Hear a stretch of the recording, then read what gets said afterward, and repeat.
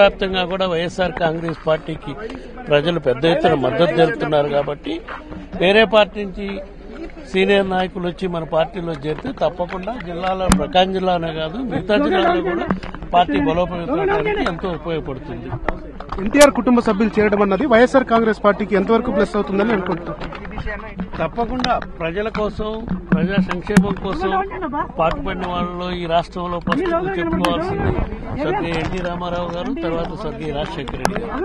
NT Ramarao గారు పేదవాడు 3 పూట్ల అన్నం తినడం కోసం 2 రూపాయల కిలో బియ్యం లాంటి పథకాలను పెట్టాడు. ఆ తర్వాత రాజశేఖర రెడ్డి గారు 3 పూట్ల అన్నమే కాదు వైద్యం, ఆరోగ్యం, విద్య కూడా ఉండాలని చెప్పి ఫీజు రియంబర్స్మెంట్, ఆరోగ్యశ్రీ పథకాలు ఎన్నో పెట్టారు. కాబట్టి తప్పకుండా ఎన్టీ రామారావు గారి కుటుంబాన్ని అమ్మానించే వాళ్ళు రాష్ట్రంలో ఉంటారు. వాళ్ళందరూ కూడా ఈ పరిణామాన్ని హర్షిస్తారు కూడా. ఎందుకంటే రాజశేఖర రెడ్డి గారి ఆశయాల కోసం ఏ విధంగా పేదవాళ్ల కోసం పనిచేశాడో అదేవిధంగా జగన్మోహన్ రెడ్డి గారు కూడా పనిచేస్తున్నారు. కాబట్టి వాళ్ళు కూడా అభిమానించి ఆకర్షితులై వస్తూ ఉన్నారు. పురంధరేశ్వరి కూడా పిలిచారా పార్టీలోకి?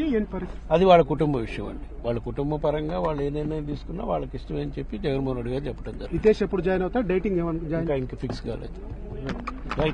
పార్టీ నేత, సీనియర్ నేత వైవి సుబ్బారెడ్డి చెప్తున్నటువంటి పరిస్థితి. ఈ వైఎస్ఆర్ కాంగ్రెస్ పార్టీలోకి మరిన్ని జాయినింగ్స్ ఏమైనా జరిగే అవకాశం ఉంటుంది? అవకాశాలు ఉన్నాయి, త్వరలోనే ఉన్నాయి.